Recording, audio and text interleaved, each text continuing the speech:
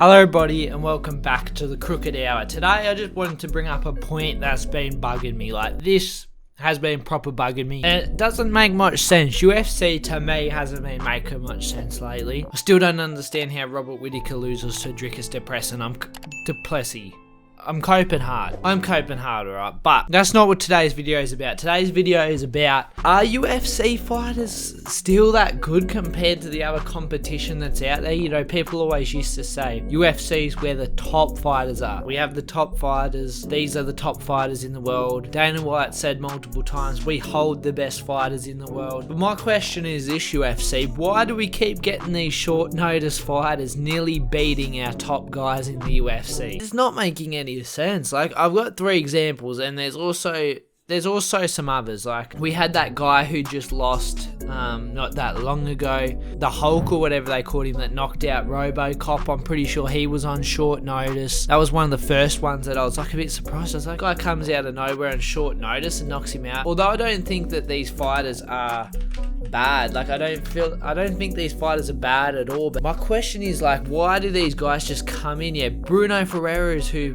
bet him. These guys just come out of nowhere and they just nearly beat our top guys. Like, so the examples I have is the most recent one, Basil Hafez,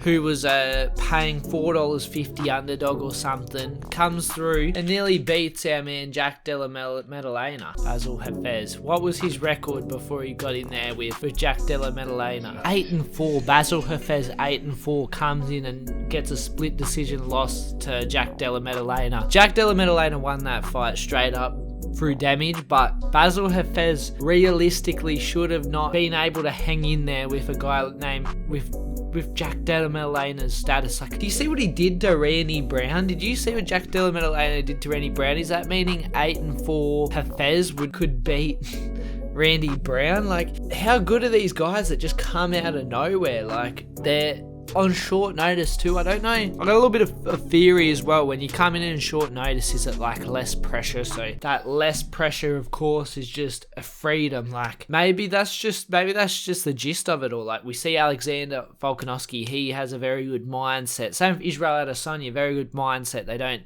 put the pressure on themselves, and you see how they perform. Is that like the same thing with these guys coming in on short notice? Like, just no pressure. If we win, we win. If we don't, we just put on a good fight, we get a contract. Like, that's what I'd be thinking if I was one of them. I'd be like, fuck, if I win, this is golden. But if I lose, it's not the worst thing ever. It's not like I'm somebody climbing up the ranks. It's my first fight in the UFC. So I think there's an element of, I can just come in here and do my best. And I think that's my little theory. But, you know, Basil Hafez 8-4 or 8-3 coming into the fight. Split decision loss to Jack Della Maddalena, when most of us would predicted Jack to get him out in the first 2 rounds by KO. These fights just come in. And then another one, Joaquin Silva. I probably don't know if I butchered that name, but Joaquin Silva comes in 20-5 and drops Arman Tsarukyan. Like, nobody was dropping Arman Tsarukyan before him. Like, Arman's first time getting dropped as well. Like, I'm not too sure if it is, so I don't want to make that statement. But he's like, fought guys like Joe Alvarez,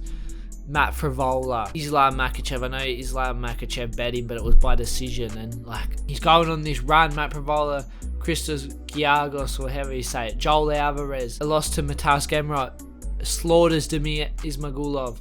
And then Joaquin Silva has moments with him on the... Oh, no, never mind. Wrong fighter. I'm getting ahead of myself. here. But he does get dropped by Joaquin Silva. Sure, he dominates the rest of the fight and ends up getting the finish. But still, you shouldn't be getting dropped by a guy like Joaquin Silva, who was coming in on like a week's notice, 5 days notice, something like that.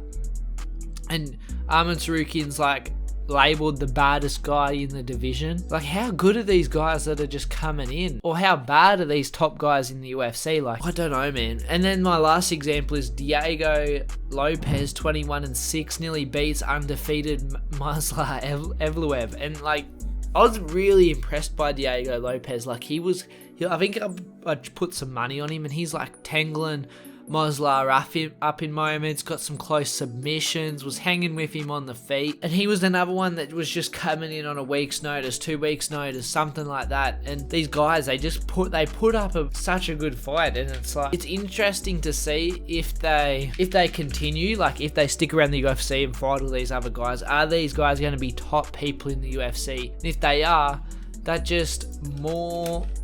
more backs up what I'm saying. Like, these guys outside the UFC are just as good, equally as good, maybe better as most of these guys in the UFC. Like, I don't think we can say, oh, UFC has all the best fighters, right? Don't know if we can say that anymore. I think it's more UFC has most of the best fighters, but there's definitely guys outside the UFC, and we're seeing it, plenty of guys that can come in and fight these guys, and maybe on less, like more notice, they'd be able to beat these guys. And we're seeing that through these short notice fights. Like, bro, Arman Tsarukyan shouldn't be getting dropped by Yaquin Silva. The undefeated Moslar Evloev shouldn't be like having a close fight with Diego Lopez on 5 days notice. But these guys are just good, man.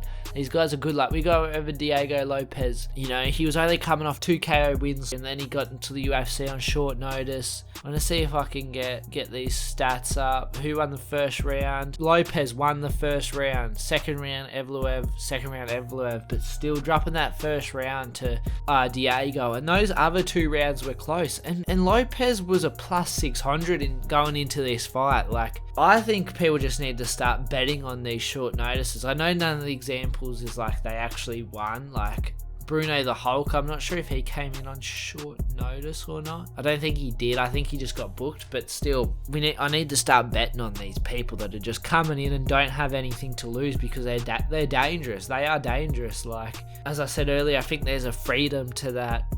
Oh, I'm getting a contract to the UFC either way. Like, fuck yeah, like, this is what I want, a contract to the UFC. Let's just go in and put our best performance on, and if we win, we win. If we don't type of thing. These new guys coming in are dangerous, and I feel like there is a shift happening in the UFC where we will get these new fighters, and if they don't stack up the rest of the divisions like they do in flyweight, I think we will really start to see a lot of new guys coming in and taking over the rankings in the next 2 years or so. I think the rankings will be looking really different, and some of these guys that are even just bouncing into the rankings now will lose to these new school of fighters. It'll be fucking interesting, to say the least. But anyway, guys, I just want to make that point. Please subscribe if you like this video.